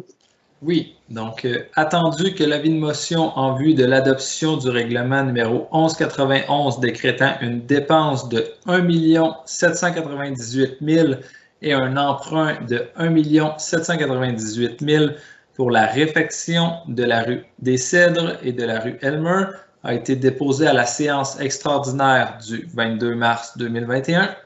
Il est proposé par et résolu d'adopter le règlement numéro 1191 décrétant une dépense de 1 798 000 et un emprunt de 1 798 000 pour la réfection de la rue des Cèdres et de la rue Elgin, tel qu'il a été déposé à la séance extraordinaire du 22 mars. Quelqu'un a fait la proposition? Oui, Richard Picard, je le propose. Merci, Richard. Je pense qu'il faut ajouter que nous n'avons eu aucune intervention, aucune question ni aucun commentaire de la part des citoyens. C'est sûr que c'est peut-être un petit peu moins facile avec la distanciation, mais quand même, je pense qu'on a fait ce qu'il fallait pour que ce soit clairement connu comme démarche. Les gens qui sont habitués au fonctionnement des municipalités comprennent que ça fonctionne toujours comme ça. Et il n'y a eu aucun citoyen qui s'est opposé à cet emprunt municipal, ni même soulevé des questions là, pour avoir des explications additionnelles. Donc, on comprend qu'on peut procéder. Est-ce que vous avez d'autres commentaires à formuler, les collègues? Ça va pour tout le monde. C'est adopté unanimement aussi. Merci beaucoup. Donc, on vient à 8.4 reparler à nouveau de la politique de capitalisation suite à une recommandation que nous a fait Raymond Chabot. On va lire le projet de résolution. Oui, donc on comprend là, que c'est une mise à jour en fait. Là. Considérant que les montants fixés pour déterminer les biens devant être inclus comme des immobilisations n'ont pas été ajustés depuis 1999, considérant la recommandation de la firme Raymond Chabot Grant Thornton de mettre à jour les montants fixés, il est proposé par et résolu que tout actif qui excède une valeur de 1 000 pour l'ameublement, l'équipement de bureau, la machinerie et l'outillage, de 2 500 $ pour les bâtiments et de 5 000 $ pour les travaux d'infrastructure soit comptabilisé comme une immobilisation. Quelqu'un le propose? Oui, Richard Picard, j'en fais la proposition. Merci, Richard. Dans le fond, tout ce que ça veut dire, c'est que les achats, en bas de ces montants-là, ils sont passés à la dépense, tout simplement. Ils ne sont pas capitalisés. C'est une dépense courante de l'exercice, puis c'est réglé. Et ça va probablement, je pense, alléger le travail là, de comptabilisation de ça, parce que quand on immobilise sur le plan comptable, là, il faut faire un suivi, puis etc., etc. Là, donc. En effet. Ça va pour tout le monde, c'est adopté. Ça nous amène à la section 9, urbanisme et environnement. Donc, plusieurs sujets encore ce soir. Le premier, c'est pour recevoir le dépôt du procès-verbal du comité consultatif d'urbanisme qui s'est réuni à 2 occasions. La première, le 10 mars 2021 et la deuxième, le 7 avril toujours évidemment en 2021. Donc, nous recevons ces procès-verbaux qui sont déposés au Conseil. C'est un point d'information, n'est-ce pas? Est-ce qu'il y a autre chose à ajouter, William? Non, à ce sujet-là. Donc, on peut procéder au point suivant, 9.2, pour décision cette fois-ci concernant une demande de dérogation mineure présentée par Mme Annie Grenier pour une résidence située au 2208 chemin Bourque, demande de dérogation mineure qui a été analysée par le CCU et qui a fait l'objet d'une recommandation de la part de ce comité-là au conseil municipal. On va lire le projet de résolution. Je pense que ça va bien nous situer. Considérant la volonté de la municipalité du canton de Stratford de protéger la bande riveraine, considérant que le patio de la résidence empiétait déjà dans la bande riveraine puisqu'il fait l'objet d'un droit acquis, considérant que l'ajout d'un toit au patio n'empiète pas davantage dans la bande riveraine, considérant que la construction n'a pas fait l'objet d'une demande de permis, considérant la recommandation du comité consultatif d'urbanisme d'accepter la demande de dérogation en rappelant qu'aucune construction ou ajout au patio existant ne peut être effectué sans demande préalable d'un permis, il est proposé par et résolu que le conseil municipal accepte la demande de dérogation mineure permettant à Mme Grenier de conserver le toit actuellement construit au patio. Quelqu'un le propose? Isabelle Couture, j'en fais la proposition. Merci Isabelle. Questions, commentaires? Dans le fond, on a tous eu l'occasion de lire l'analyse qui avait été faite par le CCU, prendre connaissance de la recommandation. On a pu avoir réponse à nos questions. Ça va pour tout le monde. Donc, c'est adopté. Ça nous amène à 9.3. En fait, les deux points suivants vont porter sur une première adoption de règlement visant à modifier le règlement de zonage suite à des avis de motion qui ont été déposés lors de séances précédentes. On va procéder d'abord avec le projet de règlement 1190 venant modifier le règlement de zonage 1035, cette fois-ci afin d'autoriser l'hébergement champêtre dans la zone REC 2. Donc, on a vu à la période des questions précédemment, au début de cette séance-là, que des citoyens s'étaient déjà manifestés. Même s'il n'y a pas eu de première adoption du règlement, la simple parution de l'avis de motion, comme évidemment c'était public, ça fait réagir des gens, c'est correct aussi. C'est simplement dire que si le Conseil adopte ce soir en première adoption ce projet de règlement, il y aura une période de consultation en bonne et due forme, comme c'est le cas à chaque fois pour un règlement, pour une modification au règlement de zonage. Alors, si vous permettez, je vais demander à William de lire le projet de résolution. Oui.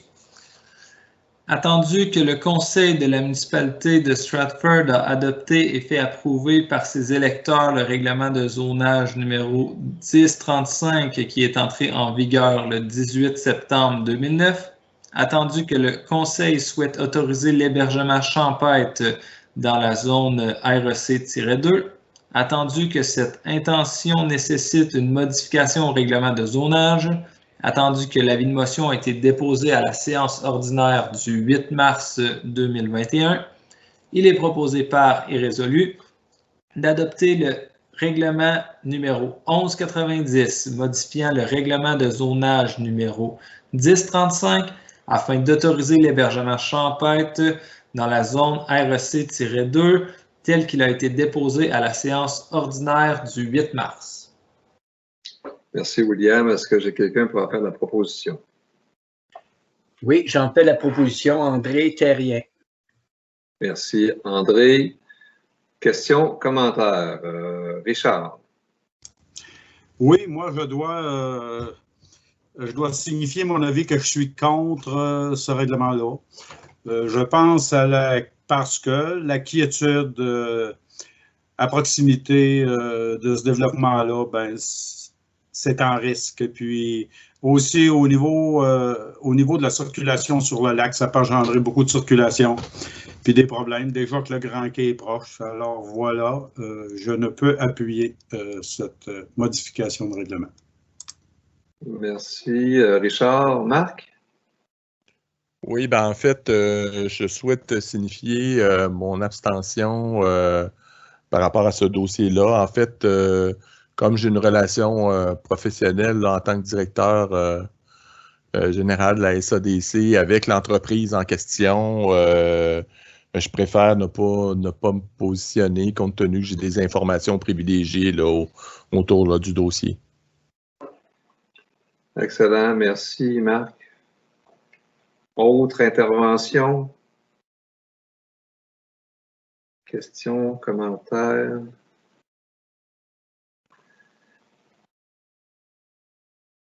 Écoutez, moi, pour ma part, je vais me permettre le commentaire suivant. Je ne reprendrai pas tous les arguments là, qui ont été évoqués en début de rencontre là, par le Cercle des gens d'affaires, mais je vous avoue que je partage pas mal l'analyse qu'ils font de cette situation-là. D'abord, par rapport à l'importance du pavillon de la faune pour Stratford et pour l'ensemble de la région.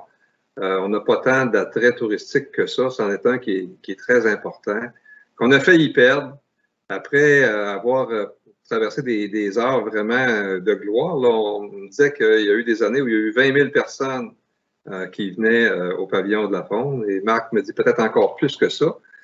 On a failli le perdre, ça a failli carrément fermer, disparaître, être démantelé, etc.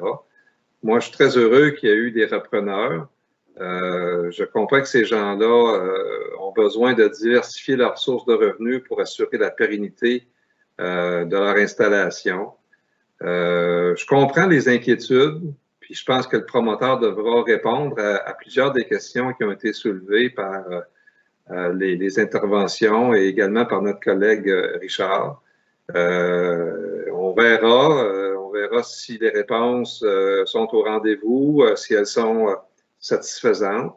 Mais je pense qu'il faut aller au bout de ce processus-là et moi, je suis vraiment d'avis qu'il faut faire une première adoption du règlement pour justement ouvrir la discussion encore plus large, permettre aux promoteurs de répondre aux inquiétudes.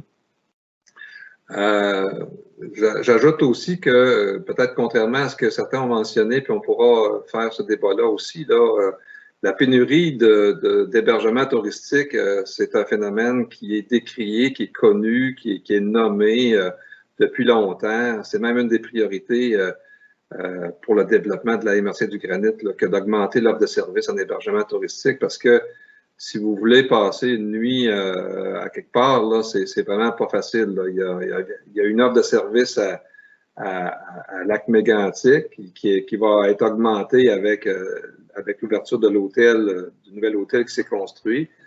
Sinon, oui, il y a une petite auberge à Disraeli. Après ça va à Thetford ou ça va à Sherbrooke. Mais c'est vraiment insuffisant pour aider les gens à passer plus qu'une journée. Là. Donc, on invite les gens à venir chez nous, mais ils n'ont pas de place à coucher le soir. Donc, ça, je pense que c'est un phénomène dont il faut tenir compte. Puis, il va falloir aussi expliquer certaines choses. Il y a des gens qui ont des craintes par rapport à la restauration. Or, la restauration est déjà permise. Hein, pour se rappeler que la zone REC2, ce n'est pas une zone résidentielle. C'est une zone récréative. Elle prévoit déjà de la restauration. Donc, il y a peut-être des inquiétudes qui sont reliées à d'autres phénomènes. Par exemple, les impacts sur les activités nautiques. Moi, je serais un peu surpris personnellement que des gens qui viennent passer une nuit ou une fin de semaine à l'auberge arrivent en bateau. Je pense plus qu'ils vont arriver en auto. Mais ça sera peut-être au promoteur de nous l'expliquer, en tout cas. Bref, je pense qu'il y a un intérêt pour la municipalité à poursuivre la discussion là-dessus. Il y a Isabelle et peut-être Marc à nouveau. Est-ce que, Marc, tu souhaitais intervenir ou tu as plus oublié de baisser la main? OK. Donc, Isabelle? Moi aussi, je souhaitais m'exprimer en faveur de l'adoption du règlement pour sensiblement les mêmes raisons, puis les raisons qui ont été évoquées par le Cercle des gens d'affaires. On a beaucoup d'hébergements de type chalet, mais on n'a pas une grande diversité d'hébergements, surtout pour les très courts séjours. Donc, pour permettre aux gens là, de rester seulement une nuitée ou deux, ils ne vont pas nécessairement louer un chalet. Donc, c'est intéressant d'avoir ce type d'hébergement-là qui permet des séjours un petit peu différents chez nous. Donc, je suis favorable à l'adoption de ce règlement. Merci Isabelle. Est-ce qu'il y a d'autres interventions?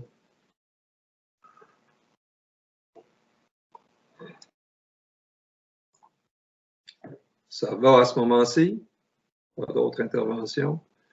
Donc, je comprends, Richard, que tu demandes qu'il y ait un vote sur cette résolution. Si c'est nécessaire, oui. Garde, je suis le seul, par contre, là, qui, malgré que je comprends la justification du règlement, là, mais voilà, je ne peux... C'est ton droit le plus strict et nous le respectons totalement. Mais pour que tu puisses exprimer ton désaccord, il faut effectivement qu'on passe au vote. Sinon, ça va être perçu comme étant adopté unanimement. D'accord. OK. Donc, est-ce qu'il y a des interventions avant que nous passions au vote? Non. Alors, je vais inviter des gens à nous dire quels sont ceux qui sont en faveur de l'adoption, de la première adoption du règlement numéro 1190, modifiant le règlement de zonage 1035 afin d'autoriser l'hébergement champêtre dans la zone REC2. Quels sont ceux qui sont en faveur de la résolution? J'ai André Terrien, Isabelle Couture. Julie Lamontagne en faveur. Julie Lamontagne. Gaétan Côté en faveur. Gaétan Côté. Quels sont ceux qui sont contre? Je comprends Richard Picard. Et j'ai une abstention. Donc, ça va. Vous comprenez que le maire s'est abstenu de voter à ce moment-ci. Le maire est tenu de voter s'il y a égalité des voix. Quand il n'y a pas égalité des voix, les résolutions sont adoptées en général par la voix des conseillers et conseillères. Donc, je comprends que la première adoption du règlement est faite sur division. Merci. Et bon, ben là, après, il faudra voir, là, puis on va y accorder de l'importance, là, parce qu'on comprend que c'est un règlement qui est sur la table maintenant, mais qui soulève des inquiétudes, des interrogations, même de l'opposition. Donc, on va prendre le temps de bien faire les choses pour qu'on prenne la décision la mieux éclairée possible à la fin de tout ce processus-là, et en s'assurant que tous ceux qui souhaitent se faire entendre aient l'occasion de le faire comme il faut. Ça va? Ça nous amène à 9.4, toujours pour première adoption, mais cette fois-ci du règlement 1189 visant à modifier le règlement de zonage 1035, cette fois afin de fixer le nombre de logements autorisés dans certaines zones. Je vais demander au DG de lire le projet de résolution, mais je crois que nous n'avons reçu aucune intervention, question ou commentaire de citoyens depuis le dépôt de l'avis de motion. Est-ce que c'est bien d'accord? En effet, il n'y a pas eu de commentaires là, qui visaient cette modification de règlement-là. Ce qui ne nous dispense pas de mener une consultation en bonne et due forme, parce qu'encore une fois, on touche au zonage, donc on va suivre le même processus, mais a priori, à ce stade-ci, ça n'a pas soulevé autant de questions, certainement, que le règlement dont on parlait tantôt. Alors, allons-y avec le projet de résolution. Oui. Attendu que l'avis de motion en vue de l'adoption du règlement numéro 1189 visant à modifier le règlement de zonage numéro 1035 afin de fixer le nombre de logements autorisés dans certaines zones a été déposé à la séance ordinaire du 8 février 2021. Il est proposé par et résolu d'adopter le règlement numéro 1189 visant à modifier le règlement de zonage numéro 1035 afin de fixer le nombre de logements autorisés dans certaines zones tel qu'il a été déposé à la séance ordinaire du 8 février. Est-ce que quelqu'un en fait la proposition? Oui, Julie Lamontagne, j'en fais la proposition. Merci, Julie. Questions, commentaires? Ça va pour tout le monde. Je surveille mon écran. Pas d'intervention. Donc, on peut constater que c'est adopté à l'unanimité. Merci beaucoup. Dernier point dans cette section-là, une petite formalité, mais ça nous revient à chaque année à cette période-ci, c'est le renouvellement de notre cotisation et la nomination de notre représentant au COGESAF. On va vous expliquer qu'est-ce que ça veut dire cet acronyme COGESAF dans un instant en faisant lecture du projet de résolution. Considérant que le Conseil désire appuyer les travaux du Conseil de gouvernance de l'eau des bassins versants de la rivière Saint-François, COGESAF, il est proposé par et résolu de renouveler la cotisation annuelle de la municipalité de Stratford comme membre régulier au coût de 75 $, de désigner M. André Terrien pour représenter la municipalité auprès de COGESAF. Quelqu'un a fait la proposition? Oui, Richard Picard, je le propose. Questions, commentaires? Ça va. En fait, le COGESAF réunit les partenaires, les gens intéressés par la qualité de l'eau de tout le bassin versant de la rivière Saint-François. Donc, on comprend que ça part du grand lac Saint-François et ça va jusqu'au lac Saint-Pierre. C'est passablement étendu comme territoire. Et moi, comme président du Conseil consultatif en environnement de la MRC du Granit, on m'a demandé d'aller siéger au conseil d'administration de COGESAF. La municipalité de Stratford est entièrement dans le bassin versant de la rivière Saint-François. Par contre, la MRC du Granit est partagée entre le bassin versant de la Saint-François et le bassin versant de la Chaudière. Donc, on travaille aussi avec un autre conseil de gouvernance qui s'appelle le COBARE pour la rivière Chaudière. Voilà, ça fait le tour. C'est bon pour vous autres, c'est adopté. Merci André de porter volontaire pour aller au COGESAF. Ça fait le tour du point 9. Point 10, sécurité publique. On fait habituellement le suivi des mesures face à la pandémie. Vous êtes tous comme moi certainement là, à suivre attentivement les données publiées chaque jour pour savoir combien de temps on va réussir à rester en zone orange. On est entouré de zones rouges. Mais jusqu'à maintenant, parce qu'on n'a pas assez proche, on me disait que lorsque le gouvernement, M. Legault, a annoncé le retour en zone rouge là, de Québec, etc., l'Estrie retournait en zone rouge et c'est vraiment le plaidoyer de notre directeur de santé publique qui a réussi à nous faire éviter ça. Jusqu'à 3 heures de l'après-midi, la conférence de presse était à 5 heures. Jusqu'à 3 heures, 3h30, l'Estrie passait en zone rouge. Mais là, ils ont obtenu les dernières données qui allaient être publiées seulement le lendemain. Et là, bon, ben c'est correct. Puis, vous voyez que depuis 2 jours, là, on est plutôt autour d'une vingtaine de nouveaux cas par jour. Donc, ça va quand même relativement bien. Donc, on va se croiser les doigts pour rester en zone orange. C'est important pour beaucoup de monde, à commencer par nos commerçants.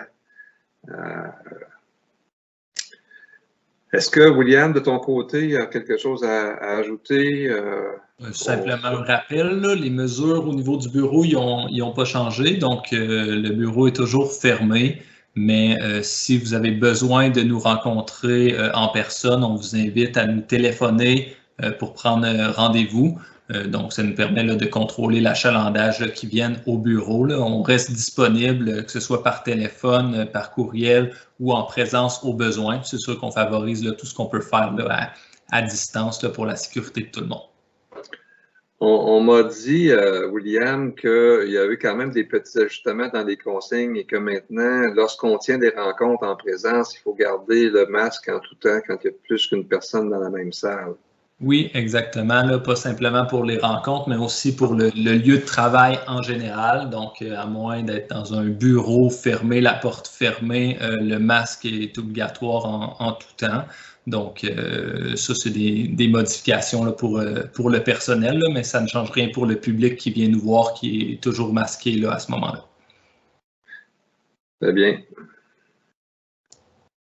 Ça fait le tour pour ça.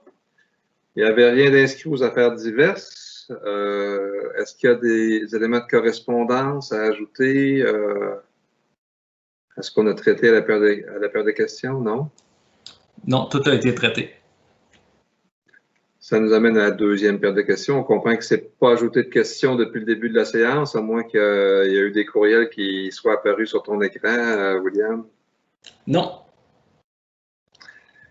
Alors, ça fait le tour. Certificat de disponibilité. Les dépenses encourues ce soir ont les provisions financières nécessaires. Je le confirme. Et il ne nous reste qu'à lever l'Assemblée. Je vais me tourner vers le coin gauche de mon écran, supérieur gauche. C'est là qu'apparaît notre préposé à la levée de l'Assemblée. Isabelle Couture, je propose la levée de l'Assemblée. Merci beaucoup, Isabelle. Merci à ceux qui nous écoutent. Encore une fois, n'hésitez pas. Si vous avez des questions ou des commentaires pour la municipalité, vous savez comment nous rejoindre et ça nous fait toujours plaisir d'entendre parler de vous et de vous répondre au meilleur de nos connaissances. Alors, merci, au revoir.